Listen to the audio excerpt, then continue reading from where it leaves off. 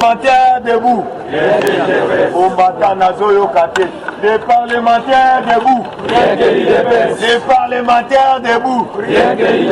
Les parlementaires debout. Combattant et pas nabiso balobaka soko moni ndoki sala nini. Oli makamu ndoki mune. Boyebi to pesi mise en garde d'abord na ba député provincial lobby ligambasali na kati assemblée provincial to se fait na ata muke lobby baké po ba longola dans li makambu humilité parlementaire tala ba député bisona bino to votaka cette fois-ci to yebi ba pesa nanga merci ndenge nanga melisaka bango ba bibero cette fois-ci boyeba to tolérer ba député o to bengaka ya mufatina batuni bango est-ce que boza ba député ya ba congolais ou bien boza ba étranger doli makambo boyebi bien na assassinat ya ndeko na biso docteur yende mutu apesaki mitino mais témoignage eza fiable même na chauffeur na ye alobi yango mutu apesaki ordre babeta masasi eza olimaka yango tozokende prison peut-être lobi akendaki parce que chef de l'état lobi alingi namona ye na prison lobi bake na ndenge ya vote parce que boyebi bien toza na démocratie toza na époque ya Joseph Kabila te oyo toke tokangi yo tokende mbala moko toke otyo na makala te bake mpo balongole humilité combattant oyo tozobenga peuple congolais epesi biso kanda makasi yango topesi tous les députés à FCC mis en garde soki bameki yeba tokodeboulone bango mpona minute oyo soko sakani na peuple congolais omoni biso base na nsima na yo lobi tomoni na vote oyo tobengaka 18 députés apamba batomboli misapi 20 baboyi kotombola awa tozoyebisa bango bakosami liboma baza lukuta bayeba l'état aza likolo ya makambo nyonso justice ya mboka eza odela ya masolo nyonso echapeauté awa disi beto oli makambo azozwa bekolo bode boyi alobi bozela ngai po ete ngai nazalaki te disi beto nazokita mpo nasisa likambo ya oli makambo oli makambo buzoba na ya bandango kala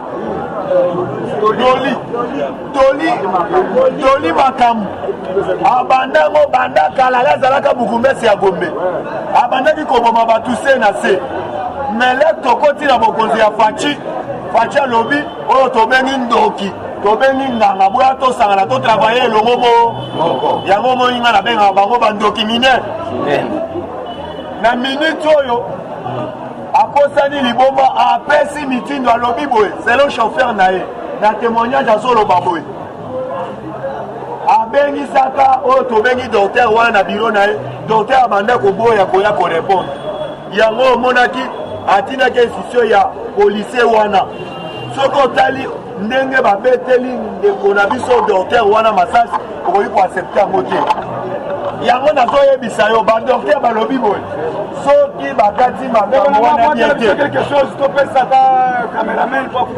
alobi soki bakati makambo wana bien te bayeba bien biso badocteur tokomarche makambo kotraite bacongolais abuo biso mpe tokolinga te badocteur batraite biso te mais soki baboyi eloko wana ekozala danger mpona biso peuple congolais yango biso tokodeboulone oyo tobengaka olimaka IDPS viva combattant tokoti na information du jour yeba na moment oyo tozoyebisa yo na minute oyo biliaki oyo tobengaka bato ya FCC biliaki bango bisali nini yango koko nyanya alobaka te asali nini koko nyangi asali déclaration alobi biloko Shadari alobi Kabila kozonga na scène politique etali kaka Shadari yeba tozo signaler opinion nationale opinion na opinion internationale par rapport à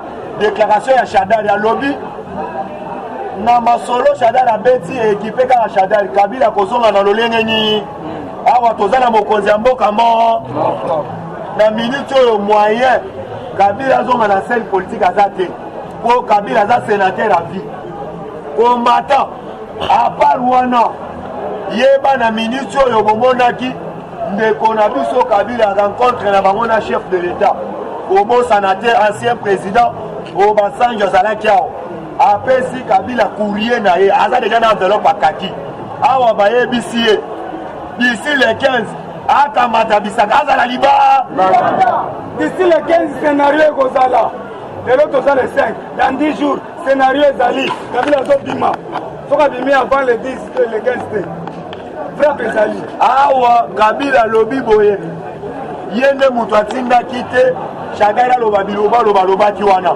toyebisi ye lamuka aza na masuwa na ye mema ntango likambo ya bawewe ezosalema awa yeba bazobeta cop nao bandeko na biso ya FCC na bandeko na biso ya FCC te na bandeko na biso lisusu ya lamu yango lelo tozosenga na JPR memba likelemba 3 mois baliaki atikela pe ndeko muzi parce que likelemba na ye sili yazalaki mama likelemba alie na biloko afani ozonganzama na bapesi yo kuta likelemba okomoni onganzama lisusu JPR memba atika masolo na ndeko muzi yango omoni JPR memba na minute osa tabu pa match ndeko Kasongo toyebi bien ozosala musala te ndeko Kasongo toyebi bakabalo osala ngo ntango omonaki bawewa basalaki ndeko Molière ake le plus loin lakisi yango ntina chaîne ya Molière bakangi bawewa na baarme na se pourquoi oidentifiaki bawewa te awa bomoni accident uti osalema lobi opaveni koleka na media yo ndeko Kasongo parce que nga naza système alisu likolo ya nini soki namoni ndoki fale nasala nini ava mungongo ezika ndeko Kasongo lobi ozoyebisa biso nazosignale Chantini Ngobila tosala baplaque toidentifie bawewa nyonso toyebi yo topesi yo mise en garde oyebi cope nyonso ndenge ozosalema awa ndeko Kasongo tobe tolo mama na marche mpone fiske otika bulo parce que tomoni jamais oyo tobengi moto azokamba la polisi libumu nde na lokola patron toyebi te sozalaka trafiquant il ne peut se vivre combattant awa mutu nyonso akoya koderange bokonzi ya Faci Beton akokutana na biso basi na ye na nzela na ye awa tozoyebisa bino bandeko na biso ya ese awa na minute oyo bakomi kolala kitoko bouti koyoka lisusu FARDC oyo mikolo bazobenga ye FARDC Beton soki babeti eleko ndenge ndeko na nga auti koloba soki babeti munduki oyo tobengaka bato na kati ya cité bazongisi Beton kombata boyebi te awa na mikolo na ese mobimba soki babwaki arme moko na minute oyo bakongole bazongisaka nini awa Beton eza ya pamba te kala mingi te bokobenga ye Faci Malewa parce que bomoni Tatuka Nsebwe asangisi oyo tobengaka bato oyo basimbaka comex na kati ya Brazzaville awa bato oyo basimbaka comex libanda oyo bakongole babenganaka d'ici bientôt bakoti zamba avant décembre nayebi bien biso na bino tokosumba nde tokolia nde yango tolobi tozala calme Faci Beton Faci Bikurush Faci Malewa alobi cette fois-ci ayebisi na bandeko na biso oyo tobengaka ya baindien bapakistanais balibere bastock na bango parce que là tolobaka ke bana Faci aza na nzela na yo okomona na conseil de ministre Faci ayebisi na bandeko na biso a conseil ministre insiste abeti seta alobi baidentifie oyo tobengaka militaire nyonso yango toyebisaka bino Faci kotika bokonzi mokolo nyonso akosala nini bino bato bozoderange bokotuna ngu bomoni na commission wana azwi basango atiaka te asali nini awa alobi boidentifie bamilitaire boidentifie na baarme na bango plupart aussi kala mingi te tokende na recensement soki ozalaka congolais te yango président Gilles alobaka boye tokomitangaka même na zolo oyo tokomona zolo songe na minute oyo congolais oza zolo songe ezwaki asitia na zolo po ete zolo ekoma moku soki tomoni ndenge tozomaîtrise face na yo malamu te tokobenga yo rwandais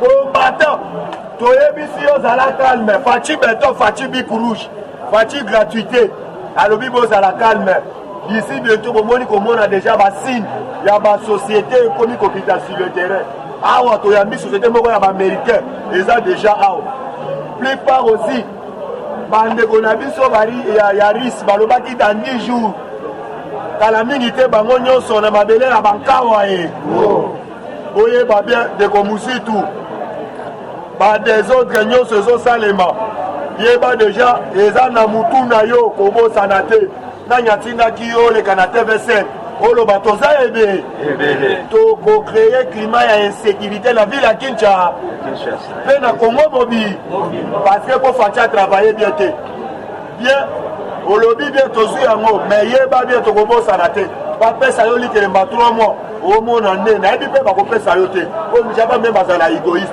IDPS vivant merci combattant commandant suprême force armée congolaise déjà a su information dans la guerre comme guerre moko numérique na présidence baotala Moussa Macron Macron Mouyanzi à France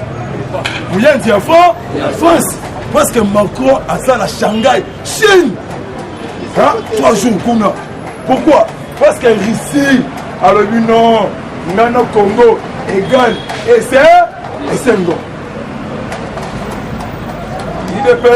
c'est vivant Mutomba Dikembe azotonga cité moderne na Mbujima des infrastructures école terrain de basket c'est un projet cité du fleuve ezalaka ya Mutombo Dikembe bayi projet parce que les gars qui 50% bango ye 5 habité 100% peuple congolais banque africaine bapesi parti non remboursable 70 millions dollars américains oh parti de chansa sikoyo non remboursable pour construire nzela Kinshasa Bachamba na Kasai na Chikapa nomoni David Mukeba chargé conseiller d'infrastructure mission na Chikapa dans la fatigue beton dans la sona kanambe aleli mandef makaso ngire rato amoni ka mwana mama na kei voilà IDPS vivant sikoyo John Chibangu nakobima bala moko voyage so moni engambe non tona masoda mboka oyo sikoyo diable sorcier de Tasmania c'est Kanambe IDPS vivant le moni Fati Antoine abombi yango te alobi 2020 congolais tout akozonga na nzela siko 2020 soins médicaux gratuité bongo te malaria ofele na hôpital kaka 2020 cantine scolaire esongi na école otindi mwana ni mukate akozwa mukate na école papa tamé pour Fati natikali na 4 bon IDPS vivant lobby na Château Rouge na France lobby Esengo na kozela Jésus-Christ ya Afrique c'est Fati beto lobby Château Rouge na bini rumba biso bananike tosangani lelo tozela mkonzi ya mboka yoka président Macron na musika alobi na mona mobilisation ba congolais oza ndoki na mobilisation kuna li puta ya Fati combien et Mathieu est comme 30 €. Kuna, li puta Fati, Pesangai, Fati le 9 novembre. Na France. Fati béton, Fati solution, Fati lumière, Fati essai. Et vous les diaspora, union fait la force. Tous derrière Yamukonziambo, Yamboka. Yabiso numéro 090 552 89 30 unités pour sauver le peuple congolais, le peuple d'État. Mais c'est 090 552 89 et 30 le peuple d'État. C'est quoi la mission? Monsieur Rachid, c'est un Libanais. Congo futur. C'est lui qui finançait le terrorisme. Awa, Bobimate, Mbongo tout est Awa. Mais RDC. Mais le parcours des Indiens, mais noirs, c'est politique. Notre pays, dans la monnaie expatriée impoli. Et ça, la mawa, IDPS viva, IDPS viva, Fati, Nabandoudou, Yoka Bangwash, Namour, Batabandoudou, Yahi qui est, Yahi Fati, Bouchi, Mabé Moukusha, Moukusha, Yahi qui, Yahi Fati, Bouchi, Mabé Moukusha. IDPS viva. Mwana mama, mambo baso, mwana reta, na mystique, Ndita, c'est mec amer. Amer. Asalaki 3 jours na États-Unis. A donné Trump message secret. Il y a congrès, PPRD tenu à Lubumbashi le 14 octobre 2019. Mission pour déstabiliser Fati, Tilo, Netro, ah ouais, et Zabongo, Pessandaï Kaye des chats. Ce que Trump a signé, les maris américains, bientôt, Nakicha, il devait se vivre. On a créé un reçu qui ça. Et ce qu'on a dit, c'est là. Fati a longi du tout là. Oh, ça dit que spiritualité et physiquement. Bagarre et outil Moussika. Congolais, Boaka, tribalisme. Congo, Mouchouaïl, Moulumba, Congo, Congolais. Soutenu, Fati, Antoine, Tilo. Dans la mission président, on a un combo, na Essengo.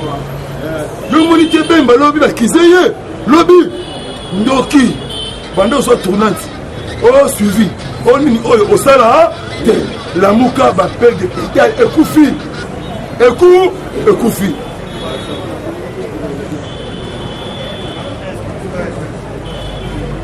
On a un reçu qui s'agit de pèse, vivant, Claude Ibalanki, a un mécanisme suivi encore dans 10 ans. Parce que Claude Ibalanki a Kendaki lobby na siège. Il y a Sadek Nakita Kinshasa. Ce que Sadek a proposé pour soutenir la RDC et participation à la radication.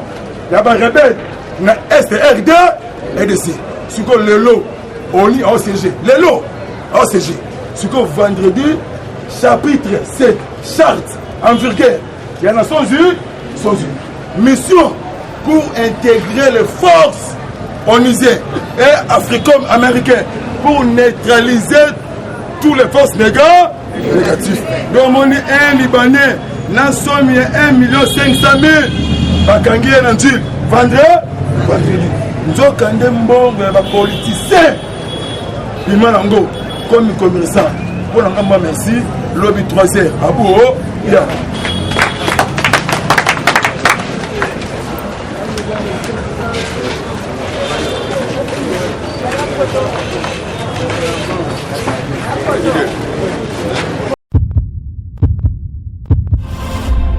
Faire parler de vous. Confiez-nous votre image et laissez-nous la transformer en une identité forte grâce à un accompagnement sur mesure et un suivi personnalisé. De la communication institutionnelle au marketing politique et commercial, Eshima Magazine apporte des solutions de communication à tout type d'entreprise, institutions ou personnalités. Notre parfaite connaissance des outils de l'information et de la communication, mais aussi notre expertise, sont des atouts pour vous conseiller en proposant des solutions efficaces afin de rendre votre communication adaptée, maîtrisée, attractive et persuasive.